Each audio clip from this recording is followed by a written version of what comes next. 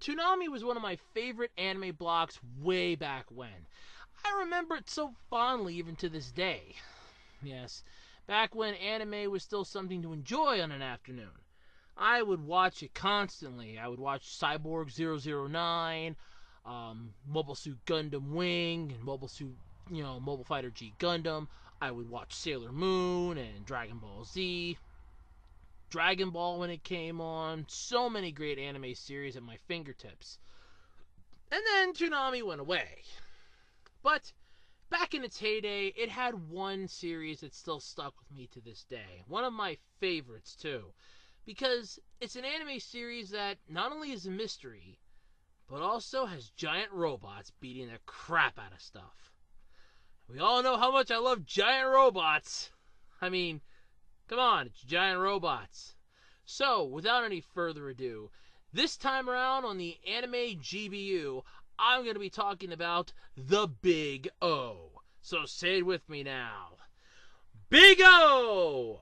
Showtime!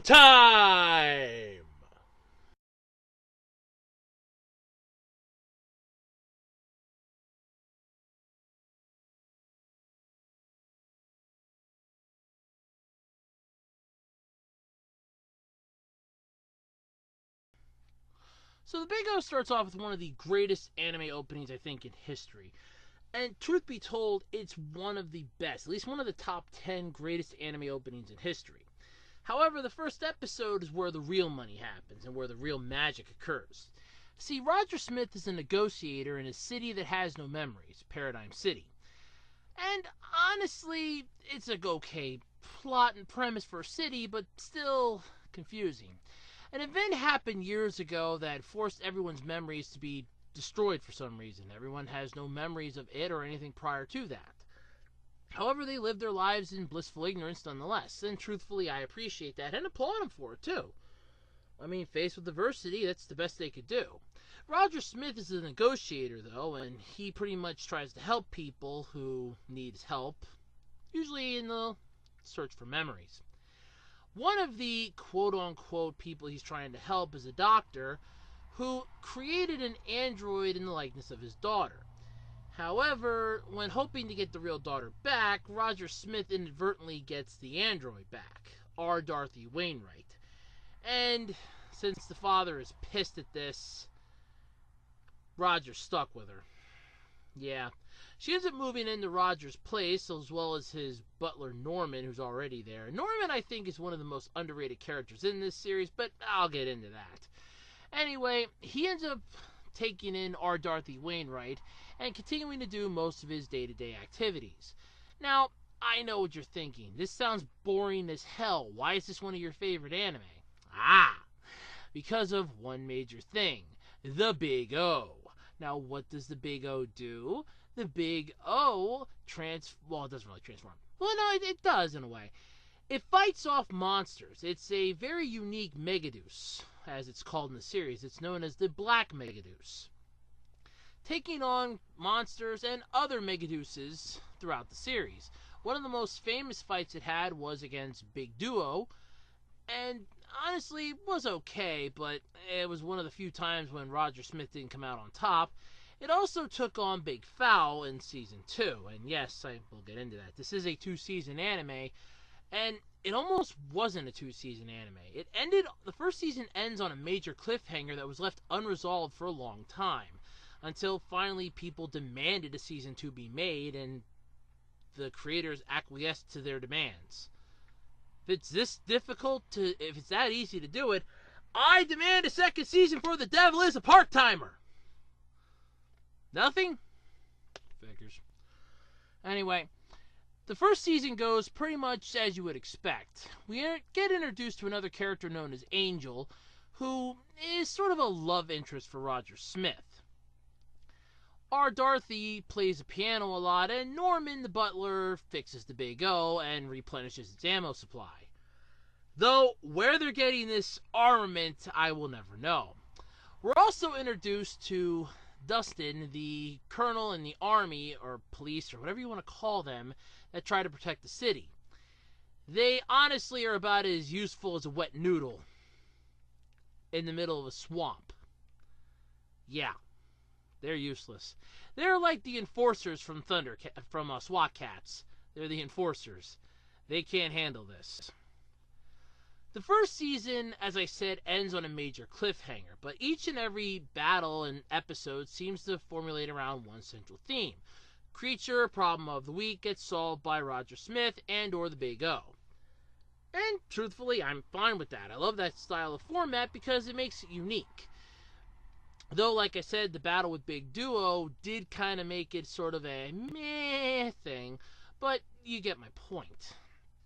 The first season ends with Roger Smith attempting to get ready, or just preparing, by the way, to take on 3 Megadeuces that are appearing and on their way to Paradigm City, or however you pronounce it. I don't remember the exact pronunciation, but anyway, they're on their way, coming in from the ocean, and Roger Smith is getting ready to pilot the Big O. Damaged and weak as he is, and injured, are Dorothy Wainwright by his side. So, what's going to happen? Well, he goes Big O, action, and that's where the first season ended. And for the longest time, the series. When it finally did come back, and thank God it did, because the second season's opening episode was kick-ass! Roger Smith and the Big O are busting open a major can of whoop-ass onto the 3 Megadeuces that are on their way into town.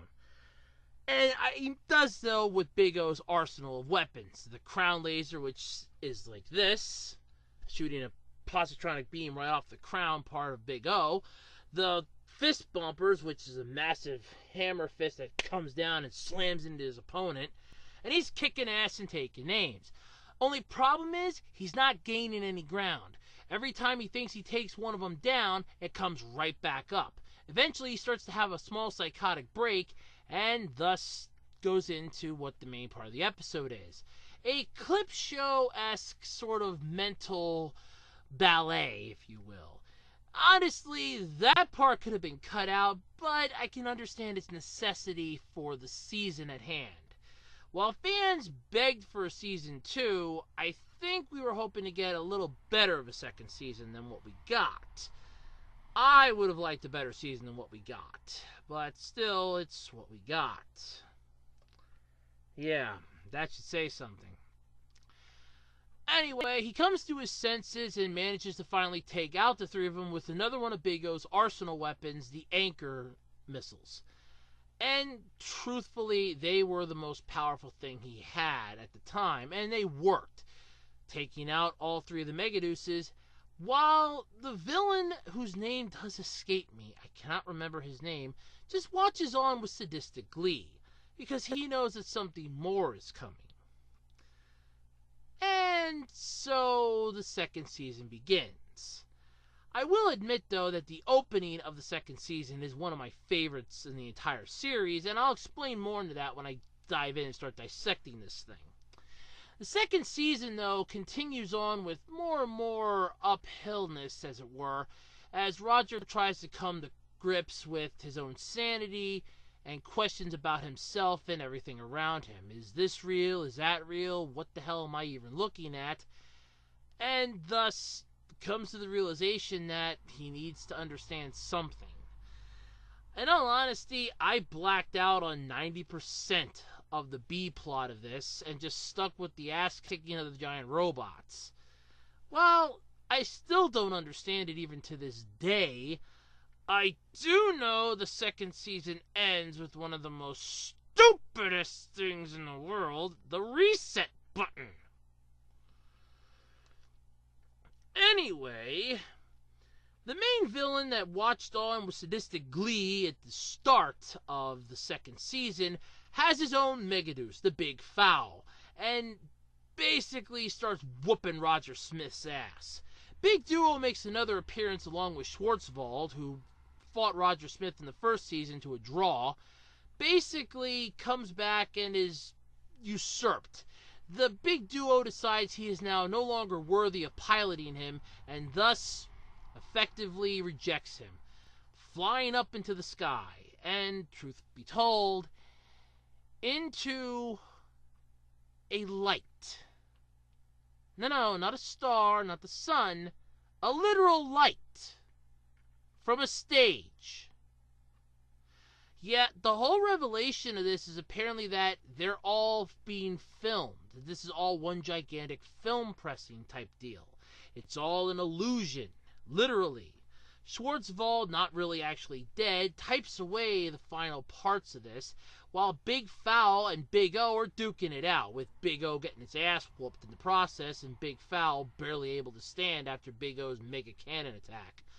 However, one more Megaduce appears out of nowhere. It's Angel. Turns out she's actually a Megaduce. Yes, she is. I know, it makes no sense to me either, even to this day, but still, she's a Megaduce apparently. I don't understand it, but she is. She appears and basically is the universal reset button, after which she's pressed and everything goes back to the way it was, only with R. Darcy Wainwright and Angel awaiting Roger Smith that they actually exist and know him. And everything starts off similar to how it did in episode 1 all the way back in the first season. And thus, Big O concluded. I don't even know where to go with this. Alright, let's start dissecting this thing. Now, please keep in mind, this show basically had a massive monster of the week, or creature of the week, or villain of the week sort of formula to it. So if my plot synopsis seemed a little half-assed, there really wasn't much to talk about. Most of the key stuff that happens plays little to no role in the overarching story, since everything gets reset at the end anyway. It's still a good series to watch, I'm not gonna lie. So what's good about this? Big O, the freaking Megaduce, travels on a train underground, is kept up to speed and repaired and upgraded and lubricated and basically kept at 100% efficiency by Norman and a bunch of crotchety old men. You have the fact that the music in this is so beautifully done. 2 songs in particular, both of which you can find on YouTube, mind you, too. The song that played in the opening part of Season 2, and some of the stuff in Season 1. One of the main things, though, that I love the most about this is what the Big O constantly has put onto its screen every time Roger Smith enters. Cast in the name of God, ye not guilty. Basically telling Roger Smith that he is able and basically worthy enough to pilot the Big O. And he and the Big O are basically a team. In fact, to save his life when their battle with the Big Foul was going downhill, Big O was willing to meld itself with Roger Smith. But Roger stopped it, telling him, is this really what you want to do? If we do this, there's no going back. If we want to face him together, I say we do it, but we do it our way. And truthfully, that worked. Hence, when they came back, busted out the mega cannon, and Big Foul was still alive. I don't understand it either. The goodness, though, it continues with a couple more points. You have Roger Smith, who's definitely a badass in his own right, though the rules of his house are a bit overwhelming and or annoying. But then you also have R. Darcy Wainwright, a basic android that's kind of comprehending life as it is. Sort of like a little child in a teenage/adult body, and honestly, I welcome it. She's actually quite nice, sometimes a comic relief, comic relief in a sarcastic kind of way, but mostly just a unique presence in the membership of the Big O franchise. And she's nice, I'm not gonna lie. But then we get into the bad of this. Oh God, there's so much bad. So, what is bad about the Big O? Well, the fact that Season 2 just kind of exists. Season 1 ended on a major cliffhanger, so Season 2 had to have something to draw its attention. It's understandable why we needed it, but at the same time, did we need it? It felt more rushed and half-assed than it should have, and in all honesty, it wasn't that well thought out. Now, granted, the whole MacGuffin reset button being pushed at the end is something that will annoy me to no end, and it definitely is one of the ugliest parts of this series. Another of the bad things was just some of the lazy plot writing. Now, I'm not going to say that it was entirely bad. There were some good moments, but the overarching feel of it felt off to me.